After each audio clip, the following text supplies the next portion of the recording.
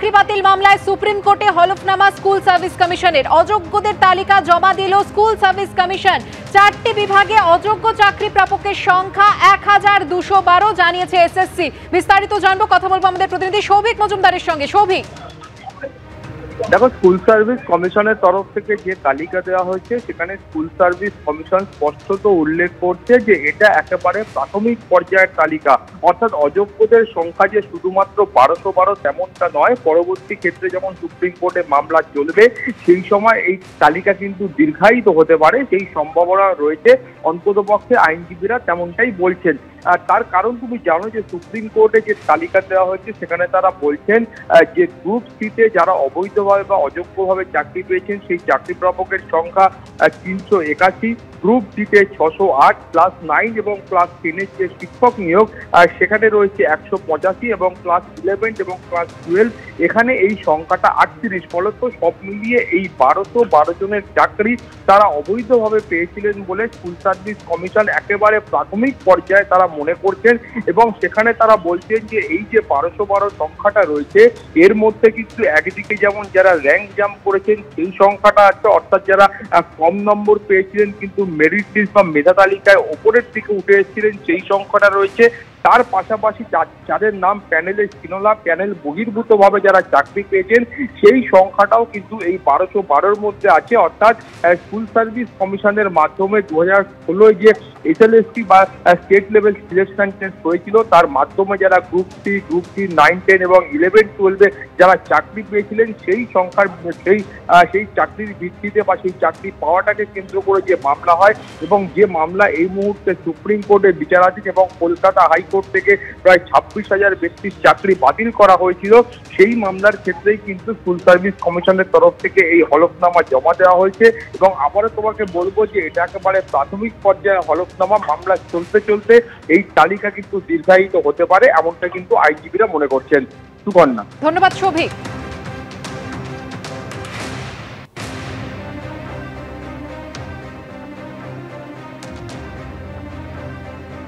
নিয়োগ দুর্নীতি মামলায় বড়োয়ার তৃণমূল বিধায়ক জীবন কৃষ্ণ সাহাকে এবার তলব করল ইডি। আজ তাকে সল্টলেকের সিজো কমপ্লেক্সে হাজিরা দিতে নির্দেশ দিয়েছেন কেন্দ্রীয় তদন্তকারীরা। সূত্রের খবর, নবম দশমে নিয়োগে দুর্নীতি মামলায় বড়োয়ার তৃণমূল বিধায়ককে তলব করা হয়েছে। নিয়োগ দুর্নীতি মামলায় সিবিআই এর পর এবার ইডির নজরে বড়োয়া তৃণমূল বিধায়ক জীবন কৃষ্ণ সাহা। সিবিআই এর মামলায় সুপ্রিম কোর্টে জামিন পাওয়ার 3 মাসের মাথায় সোমবার জীবন কৃষ্ণ সাহাকে তলব করল এনফোর্সমেন্ট ডিরেক্টরেট। সল্টলেকের সিজিও কমপ্লেক্সে হাজিরা দিতে নির্দেশ দেওয়া হয়েছে তাকে। ইডি সূত্রে খবর, নবম দশমে নিয়োগ দুর্নীতি মামলায় তলব করা হয়েছে বড়োয়া তৃণমূল বিধায়ককে। কেন্দ্রীয় এজেন্সি সূত্রে দাবি, এই মামলায় আর্থিক লেনদেনের তথ্য প্রমাণ পাওয়া গেছে। জীবন কৃষ্ণের মাধ্যমে কয়েকজনের চাকরি হয়েছিল বলেও জানা গেছে। জামিন পেয়েছেন, নির্দোষ প্রমাণিত হননি, মামলা শেষ হয়ে যায়নি, অভিযোগ থেকে তিনি মুক্ত হতে পারেননি। জামিন পাওয়ার অর্থ এটা নয় যে অন্য কোনো তদন্তকারী সংস্থা তাকে ডাকবে না, কারণ এখনো পর্যন্ত ইডি বা সিবিআই যেখানে যেখানে পৌঁছেছে এবং যাদের ডেকেছে সেখানেই গুপ্তধনের সন্ধান পাওয়া গেছে। যেখানে দেখিবে ছাই উড়াইয়া দেখো তাই, কিছু আবার পেয়েছে, ডাকছে। মানুষ এখনো ভরসা রাখে কেন্দ্রীয় তদন্তকারী সংস্থার উপরে। এবার তো শেষ হোক। ইডি এতদিন ধরে তাহলে করলোটা কি? এতেই তো রাজনৈতিক উদ্দেশ্য পরিষ্কার হয়ে যাচ্ছে। সুপ্রিম কোর্ট জামিন দিয়েছে, সেটা হজম হয়নি ইডির, এবং এই ইডি মোদির নির্দেশে, বিজেপির নির্দেশে কাজ করছে এবং বিরোধীদের বিরুদ্ধে কাজ করছে, এটা আরো পরিষ্কার হচ্ছে। নিয়োগ দুর্নীতি কাণ্ডে গত বছরের 14 এপ্রিল জীবন কৃষ্ণের কান্দির বাড়ি এবং দোকানে হানা দেয় সিবিআই। রঘুনাথগঞ্জে তাঁর শ্বশুর বাড়িতেও তল্লাশি চলে। তল্লাশি শুরু হওয়ার পরে তৃণমূল বিধায়ককে নজরবন্দি করে কেন্দ্রীয় এজেন্সি। তল্লাশি চলাকালীন তৃণমূল বিধায়ক তাঁর 2টি মোবাইল ফোন পুকুরে ফেলে দেন বলে অভিযোগ ওঠে। পরে পুকুর ছেঁচে মোবাইল ফোন দুটি উদ্ধার করা হয়। এরপর গত বছরের 17 এপ্রিল 67 ঘন্টার জিজ্ঞাসাবাদ শেষে জীবন কৃষ্ণ সাহাকে গ্রেফতার করে সিবিআই। গত বছরের জুলাইয়ে তার বিরুদ্ধে চার্জশিটও জমা দেয় কেন্দ্রীয় এজেন্সি। দুর্নীতিগ্রস্ত এদের মনুষ্য জীবনে মর্যাদা নিয়ে থাকার কোনো সুযোগ নেই, এদের জেল জীবনে এদের শ্রেয়। ইডি অথবা সিবিআই তারা দুর্বলতা দেখাচ্ছে বলে বছরের পর বছর কাটিয়ে দিচ্ছে, তদন্ত শেষ হচ্ছে না, যথাযথ বিহিত ব্যবস্থা হচ্ছে না। গ্রেফতারির 13 মাস বাদে চলতি বছরের 14ই মে সুপ্রিম কোর্টে জামিন পান বড়োয়া তৃণমূল বিধায়ক। এবার নিয়োগ দুর্নীতি মামলায় বর্তমানে জামিনে মুক্ত জীবনকৃষ্ণ সাহাকে তলব করল এনফোর্সমেন্ট ডিরেক্টরেট। প্রকাশ সিনহা, শিবাশিস মৌলিক, অনির্বাণ বিশ্বাসের রিপোর্ট, এবিপি আনন্দ, কলকাতা। অন্যদিকে রেশন দুর্নীতির দিকে নজর রাখবো। মেয়েকে লেখা চিঠিতে কি কৌশলে রেশন দুর্নীতির টাকার অঙ্কের ভাগের কথাই উল্লেখ করেছিলেন জ্যোতিপ্রিয় মল্লিক। সূত্রের খবর, ধৃত তৃণমূল নেতা আনিসুর রহমান ও তার দাদা আলিফ নূরকে জেরা করে লেনদেন সংক্রান্ত হিসেবে নাগাল পেতে চাইছে ইডি। কেন্দ্রীয় এজেন্সি সূত্রে খবর, প্রাক্তন খাদ্যমন্ত্রীর লেখা চিঠিতে মুকুল আসলে দেগঙ্গার চালকল মালিক আলিফেরই ডাকনাম। রেশন দুর্নীতি কাণ্ডে ধৃত তৃণমূল ব্লক সভাপতি আনিসুর রহমান এবং তাঁর দাদা চালকল মালিক আলিফ নূরকে গ্রেপ্তারের পর এখন কেন্দ্রীয় তদন্তকারীদের নজরে প্রাক্তন খাদ্যমন্ত্রীর সঙ্গে দুই ভাইয়ের আর্থিক লেনদেন। এবার কি মেয়েকে লেখা জ্যোতিপ্রিয় মল্লিকের চিঠি রেশন দুর্নীতির তদন্তে অন্যতম হাতিয়ার হতে চলেছে ইডির?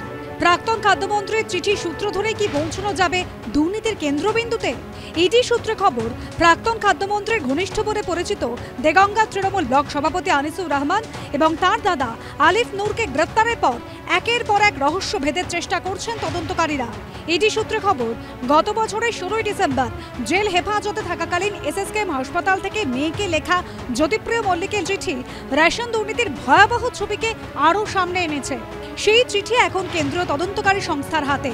চলতি বছরের গোড়াতেই ইডির বিশেষ আদালতে কেন্দ্রীয় এজেন্সির আইনজীবী দাবি করেন, এসএসকেএমে বাবার সঙ্গে দেখা করে বেরোনোর পর সেখানে মোতায়েন থাকা সিআরপিএফ জওয়ান মন্ত্রী কন্যার কাছ থেকে জ্যোতিপ্রিয় মল্লিকের লিখে দেওয়া একটি চিঠি উদ্ধার করেন। সেখানেই শঙ্কর আঢ্য সহ একাধিক নামের উল্লেখ ছিল এবং বলা হয়েছিল টাকার দরকার হলে তাঁরা দেবেন। জেরায় মেয়ে প্রিয়দর্শিনী মল্লিককে লেখা চিঠির কথা স্বীকার করেছেন প্রাক্তন খাদ্যমন্ত্রী। এমন কথাও দাবি করা হয় ইডি সূত্রে।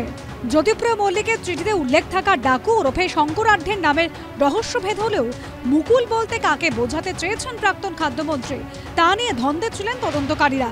ইডি সূত্রে খবর, তদন্তে নেমে কেন্দ্রীয় এজেন্সির গোয়েন্দারা জানতে পেরেছেন মেয়ে প্রিয়দর্শিনী মল্লিককে লেখা জ্যোতিপ্রিয় চিঠিতে উল্লিখিত মুকুল আসলে দেগঙ্গার চালকল মালিক আলিফ নূর। কেন্দ্রীয় এজেন্সির দাবি, আলিফ নূর ওরফে মুকুলের কাছ থেকেই প্রতি মাসে 10 লক্ষ টাকা সুদ বাবদ নিতে হবে বলে মেয়েকে নির্দেশ দেন প্রাক্তন খাদ্যমন্ত্রী। রেশন দুর্নীতি মামলা তদন্তে নেবে গত বছরের শেষের দিকে জ্যোতিপ্রিয় মল্লিকের হিসেব রক্ষক শান্তনু ভট্টাচার্যের ডায়মন্ড হেরিটেজের দফতরে তল্লাশি চালিয়ে বেশ কিছু ডিজিটাল ডেটা হাতে আসে ইডির। সূত্রের খবর, প্রাক্তন খাদ্যমন্ত্রীর হিসেব রক্ষক শান্তনু ভট্টাচার্যের অফিসের কম্পিউটারে মুকুল আর বিদেশ নামে দুটি ফোল্ডারে উল্লেখ করা ছিল লেনদেনের তথ্য।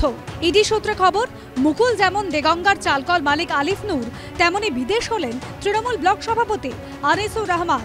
ইডির বিশেষ আদালতে এই সংক্রান্ত তথ্য জমা দিয়েছেন রেশন দুর্নীতি তদন্তকারীরা, এমনই খবর সূত্রে। তবে কি মুকুল বিদেশ জুটি মারফত রেশন দুর্নীতি টাকার অঙ্কের ভাগ পেতেন জ্যোতিপ্রিয়? সূত্রের খবর, রেশন দুর্নীতি কাণ্ডে ধৃত দেগঙ্গা তৃণমূল ব্লক সভাপতি আনিসুর রহমান ওরফে বিদেশ এবং তার দাদা চালকল মালিক আলিফ নূর ওরফে মুকুলকে জেরা করে এইসব তথ্যেরই হদিশ পেতে চাইছে ইডি। প্রকাশ সিনহা ও সুকান্ত মুখোপাধ্যায়ের রিপোর্ট, এবিপি আনন্দ, কলকাতা।